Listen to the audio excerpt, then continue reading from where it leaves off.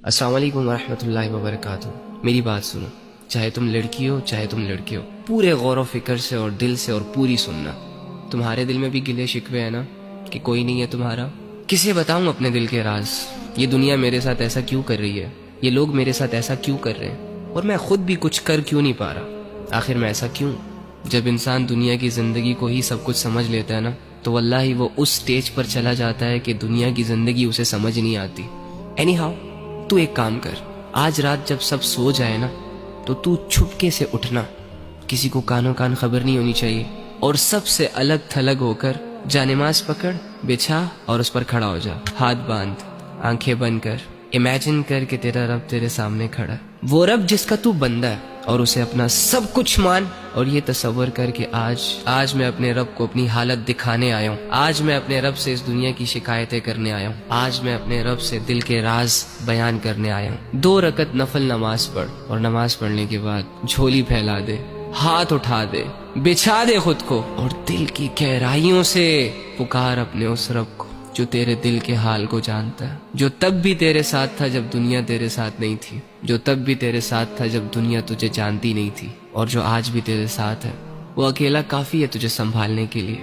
اگر تو گر چکا ہے تو وہی تجھے اٹھا سکتا ہے۔ اس یقین، اس امید، اس تصور کے ساتھ اپنا حال دل اپنے رب کو سنا۔ ایک آنسو کا قطرہ نکل آیا نا، یا تیری آنکھیں صرف نم ہو گئی، یا چلو اگر تمہیں صرف اتنا احساس ہو گیا کہ میں اللہ کے سامنے بیٹھا ہوں، میں اللہ ہی سے بات کر رہا ہوں، یقین کر کے اٹھنا کہ تیرا رب تجھ سے راضی ہے۔ اللہ کے سامنے کھڑے وہی ہوتے ہیں جن کو اللہ کی ضرورت ہوتی ہے۔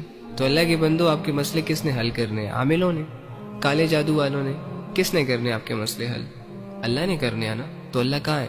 ایکچولی میں آئی ڈونٹ نو وائی ہمارا یہ مائنڈ سیٹ بنا ہوا ہے کہ اللہ کچھ اسپیسیفک جگہوں میں پایا جاتا ہے، اور اللہ رب العزت کی جو مغفرت کے فیصلے ہوتے ہیں وہ نیک لوگوں کے لیے ہوتے ہیں، یا اللہ رب العزت جن لوگوں کی دعائیں قبول کرتا ہے وہ بہت نیک ہوتے ہیں، لمبے لمبے سجدے اور پاک صاف رہنے والے ہوتے ہیں۔ ہاں ٹھیک ہے، ان کا اپنا درجہ ہے، لیکن اس کا یہ مطلب بھی تو نہیں ہے نا کہ ایک عام انسان اللہ تک پہنچ نہ سکے، ایک عام انسان اپنے دل کی بات اللہ کو نہ کہہ سکے، اور اللہ رب العزت کو اپنی طرف متوجہ نہ کر سکے۔ وہ کہتے ہیں کہ کوئی کعبے سے خالی ہاتھ لوٹ آیا تو کوئی گھر بیٹھے خدا کو پا گیا۔ آپ کو نہیں لگتا کہ جو کمزور ہوتے ہیں، جو عام لوگ ہوتے ہیں، جو مظلوم اور فقیر قسم کے لوگ ہوتے ہیں، جو خالی ہاتھ ہوتے ہیں، معاشرے کو زیادہ تر ترس انہی لوگوں پر آتا ہے؟ تو اگر آپ اپنے آپ کو یہ مان بیٹھے ہیں کہ ہم گنہگار ہیں، ہم بدکار ہیں، تو دوسری جانب یہ بھی تو یقین کر سکتے ہیں نا کہ اللہ رب العزت آپ کی طرف زیادہ رجحان کرے گا۔ اللہ کے بندو، اللہ کہہ رہے میں تمہارے شارک کے بھی قریب ہوں۔ اس اللہ سے اپنے مسئلے حل کرواؤ، جو اللہ ساری زبانوں کو سمجھتا ہے، جو اللہ دل کے حال کو جانتا ہے۔